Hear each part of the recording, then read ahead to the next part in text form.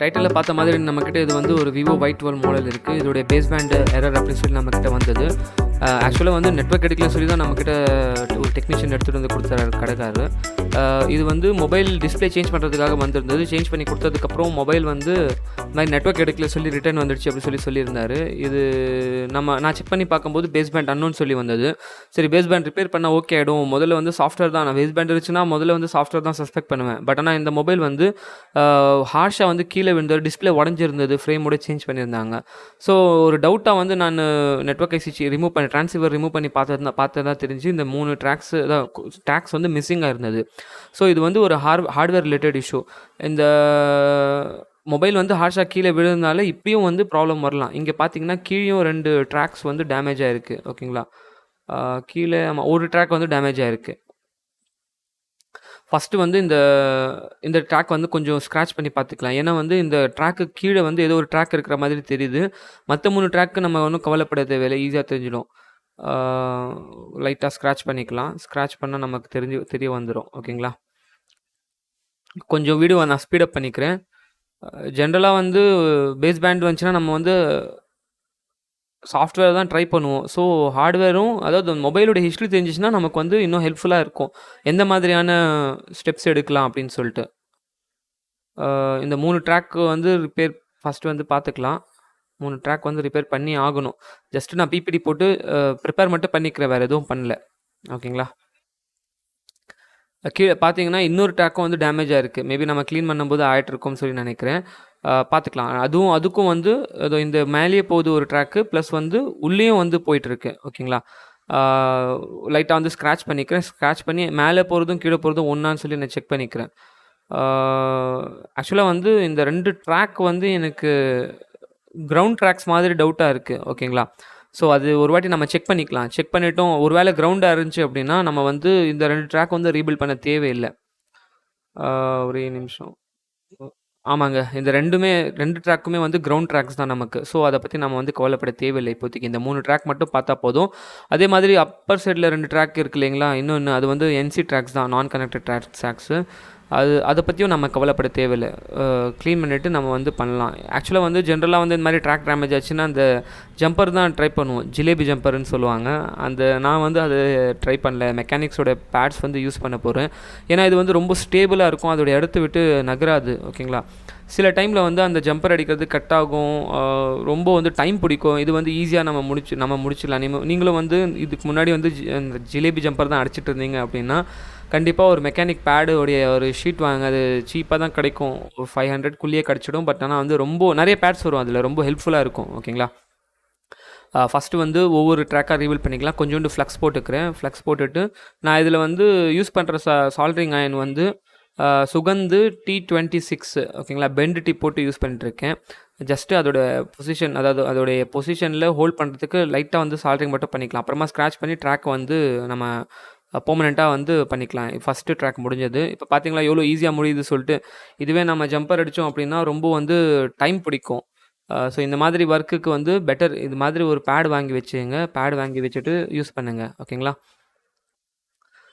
செகண்டும் வந்து almost okay அடித்தாச்சு. இப்போ வந்து ஃபைனலாக வந்து தேர்டு ஜம்பர், அதாவது தேர்டு ட்ராக் வந்து பண்ணிட்டோம்னா கூட ஓகே ஆகிடும். ஓகேங்களா,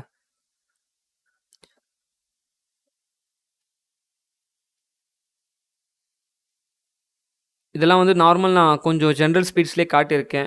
ஸோ இது பார்த்தீங்க அப்படின்னா உங்களுக்கும் வந்து ஒரு ஐடியா வரும். நம்ம பார்க்குறதுக்கு வந்து ஈஸியாக தெரியும். மைக்ரோ லெவலில் அந்த லெவலில் சால்ட்ரிங் பண்ணுறபோது தான் வந்து ரொம்ப ரொம்ப அக்யூரசி தேவை. கை வந்து கொஞ்சம் உதிருதுனாலும் கொஞ்சம் கஷ்டம். ஸோ கையை வந்து ஸ்டேபிளாக வச்சுட்டு வந்து நாம் ரீசால்ட்ரிங் பண்ணோம். கண்டிப்பாக வந்து டைம் நிறைய ஸ்பெண்ட் பண்ணால் தான் வந்து நமக்கு அந்த ஸ்கில் வந்து டெவலப் ஆகும். ஓகேங்களா, இந்த கட் பண்ணிக்கலாம், அது எக்ஸ்ட்ரா இருக்கிற ட்ராக்ஸை கட் பண்ணியாச்சு. அடுத்து வந்து நம்ம மறுபடியும் ஒரு வாட்டி க்ளீன் பண்ணிக்கலாம், ஐபி போட்டு க்ளீன் பண்ணிக்கலாம்.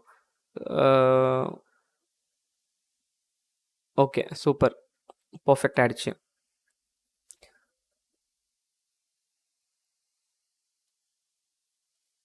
நெக்ஸ்ட்டு வந்து அந்த பெர்மனெண்ட்டாக, அதாவது இப்போ வந்து டெம்பரவரியாக தான் நான் சால்ட்ரிங் பண்ணியிருக்கேன். ஸோ அதெல்லாம் பெர்மனெண்ட்டாக அதோடைய இடத்துல வந்து சால்ட்ரிங் பண்ணுறதுக்காக நான் வந்து கொஞ்சம் ஸ்க்ராச்சஸ் ட்ராக்கை வந்து மெயின் ட்ராக் வந்து ஸ்க்ராட்ச் பண்ணி கொஞ்சம் நல்லா வந்து பண்ணிக்கிறேன்.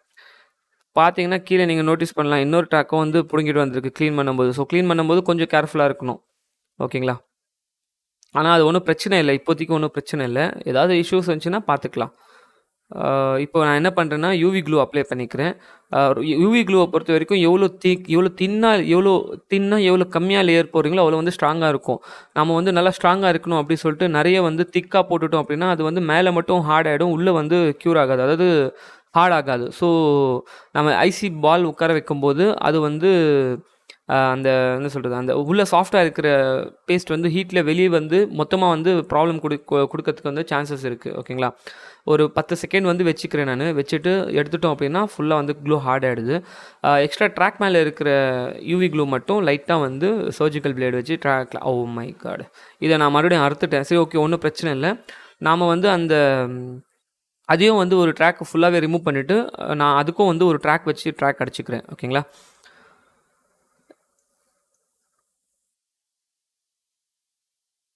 மறுபடியும் ஒரு பேடு வந்து ஒரே ஒரு பேட் மட்டும் எடுத்துக்கலாம். ரொம்ப வந்து ரொம்ப ஃப்ரெஜைலா இருக்கும். நம்ம கொஞ்சம் ஹார்ஷா புடிச்சு இழுத்தோம்னா கூட வந்து அது டேமேஜ் ஆவறதுக்கு சான்சஸ் இருக்கு. ஸோ நார்மல் ட்வீசர்ஸ வந்து யூஸ் பண்ணாதீங்க. ப்ரிசிஷன் ட்வீசர்ஸ்ன்னு கிடைக்குது இல்லைங்களா? அத யூஸ் பண்ணீங்கன்னா, உங்களுக்கு எடுக்கிறதுக்கு, வைக்கிறதுக்கு வந்து ரொம்ப வந்து ஹெல்ப்ஃபுல்லா இருக்கும். ஈஸியா இருக்கும். ஓகேங்களா? ஓகே, சூப்பர், முடிஞ்சிடுச்சு. இதுக்கும் வந்து யூவி மாஸ்கிங் வந்து கண்டிப்பா பண்ணியே ஆவணும். இல்லன்னா வந்து அது ஐசி உட்கார வைக்கும்போது ஸ்டார்ட் ஆகுறதுக்கு நெறைய சான்சஸ் இருக்கு. ஓகேங்களா? ஆ யூவி மாஸ்கிங் நான் ஃபர்ஸ்ட்டு யூவிக்கு இன்னொரு ஒரு பெரிய என்ன ஒரு டிப் அப்டின்னா, எவ்வளோக்கு எவ்வளோ முடியுதோ சர்ஃபேஸ் வந்து அவ்வளோக்கு அவ்வளோ கிளீனா வச்சுட்டோம் அப்டின்னா, நல்லா வந்து பெர்ஃபெக்ட்டா வந்து பிடிக்கும். நம்ம வந்து அந்த ஸ்மட்ஜ் எல்லாம் வச்சுட்டு அப்படியே பண்ணோம். ஃப்ளக்ஸ் எல்லாம் இருக்கு அப்டின்னா, அது வந்து ஒழுங்கா வந்து ப்ராப்பரா வந்து அத எடுத்து பிடிக்காது. ஓகேங்களா? நெக்ஸ்ட் ஐசி வந்து நான் முதல்லயே வந்து கிளீன் பண்ணி வச்சுட்டு இருந்தேன் ரிமூவ் பண்ணும்போதே. ஸோ ஜஸ்ட் ஒரு வாட்டி ஐபி மட்டும் போட்டு கிளீன் பண்ணிக்கிட்டு ரீபால் பண்ணிக்கலாம். ரீபால் பண்றதுக்கு வந்து நானு யுனிவர்சல் ஸ்டென்சில் தான் யூஸ் பண்றேன். பிபிடி வந்து எப்பவும் போல 183 டிகிரி செல்சியஸ் மெக்கானிக் பிபிடி யூஸ் பண்றேன். அ இந்த ஒர்க்குக்கு வந்து நான் சுகன் ப்ளோயர் வந்து யூஸ் பண்ணிட்டுருக்கேன். சுகன் 2020D. சின்ன வேலை அப்படின்றதுனால நான் ஜென்ரலா வந்து பவர் ஐசி, நெட்வொர்க் ஐசிஸ் எல்லாம் வந்து அதில தான் யூஸ் பண்ணுவேன். சிபியூ, இஎம்எம்சி நான் மட்டும் தான் குயிக் 816 டிடபிள்யூ யூஸ் பண்ணுவேன். ஓகேங்களா? இது எல்லாமே வந்து ஜென்ரல் ப்ராசஸ் அப்படின்றதுனால கொஞ்சம் ஸ்பீட் அப் பண்ணியிருக்கேன். உங்களுக்கு இதில ஏதாவது டவுட்ஸ் இருக்கு அப்படின்றது தான் நீங்க என்னுடைய மத்த வீடியோஸ்லலாம் ரொம்ப வந்து டீட்டெயிலா வந்து ஸ்லோவா வந்து ஸ்பீட் அப் பண்ணாம இருப்பேன். ஓகேங்களா? அத பார்த்து தெரிஞ்சுக்கலாம். டிஷ்யூ வச்சு கிளீன் பண்ணிக்கிறேன். கிளீன் பண்ணிட்டு நெக்ஸ்ட் வந்து போர்டில உட்கார வைக்கலாம்.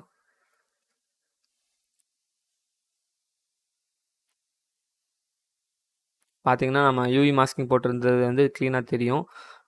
ஃப்ளக்ஸ் வந்து அகைன் ஆம்டெக் 559 ஃப்ளக்ஸ் தான் யூஸ் பண்ணுறேன். அது வந்து ஒரு சிரிஞ்சில் வந்து லோட் பண்ணி வச்சு பண்ணிப்பேன். இது மாதிரி ஐசி உட்கார வைக்கும்போது நோஸ் கட் பாயிண்ட் வந்து கண்டிப்பாக வந்து கவனமாக வந்து ஞாபகம் வச்சுங்க. மறந்துட்டோம் அப்படின்னா கொஞ்சம் பிரச்சனை, கஷ்டம். ஓகேங்களா?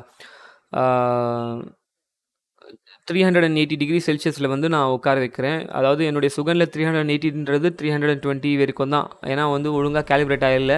அந்த கேலிப்ரேட் ஆகாமல் எனக்கு பழகிடுச்சதுனால நான் அதை அப்படியே விட்டுட்டேன் கேலிப்ரேட் பண்ணாமல். ஓகேங்களா? ஐசி அதோடைய பிளேஸில் உட்காந்துடுச்சு அப்படின்னா லைட்டாக டேப் பண்ணுவோம். டேப் வந்து இது இப்போ பார்த்தீங்கன்னா ரொம்ப வந்து இப்போ பாருங்கள், டேப் பண்ணால் பவுன்ஸ் பேக் பண்ணணும். அது அவ்வளோதான். ரொம்ப மைல்டாக ஜென்டலாக பண்ணணும். நம்ம டேப் பண்ணுறோம் அப்படி சொல்லிட்டு ரொம்ப அதிகமாக ஹார்ஷாக பண்ணிட்டோம் அப்படின்னா கண்டிப்பாக வந்து பிரச்சனை கொடுக்கும். ஓகேங்களா? இங்கே ஜஸ்ட்டு கொஞ்சம் பிபிடி மட்டும் இருக்குது, அதை மட்டும் கிளியர் பண்ணிடலாம். அவ்வளோதாங்க, முடிஞ்சிடுச்சுன்னு நினைக்கிற ஒர்க்கு. செக் பண்ணுவோம். செக் பண்ணிவிட்டு உங்களுக்கு நான் ரிசல்ட்ஸ் வந்து காட்டுறேன். ஓகேங்களா? ஓகே, பார்க்கலாம். ஐசி வந்து உட்கார வச்சுருக்கோம். மொபைல் வந்து குயிக்காக பூட் பண்ணிக்கிறேன். நெட்வொர்க் கேபிள் வந்து போட்டுடுறேன். ஃபஸ்ட்டு வந்து பேஸ்பேண்ட் செக் பண்ணிக்கலாம். பேஸ்பேண்ட் வந்து ப்ராப்பரா இருக்கா அப்படி, அதாவது காட்டுதா அப்படின்னு சொல்லிட்டு. ஓகேங்களா? ஆக்சுவலாக இதில் இந்த மொபைலில் வந்து MT6177 MB அப்படின்ற ஐசி இருக்கும். அதுதான் வந்து பேஸ்பேண்ட் ஐசி, அதுதான் நெட்வொர்க் ஐசி, அதுதான் வைஃபை ஐசி. ஸோ அதில் ஒன்று பிரச்சனைனா இது மூணுத்துலேயும் பிரச்சனை வரும். ஓகேங்களா?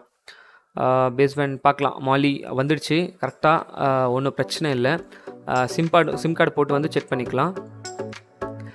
நெட்வொர்க்கும் வந்துடுச்சு கேஸ். இந்த வீடியோவில் அவ்வளோதான். இன்னொரு வீடியோவில் பார்க்கலாம். சேனல் சப்ஸ்கிரைப் பண்ணாலும் சப்ஸ்கிரைப் பண்ணிக்கங்க. ஏதாவது டவுட் இருந்துச்சுன்னா கமெண்ட் பண்ணுங்கள். Thank you guys.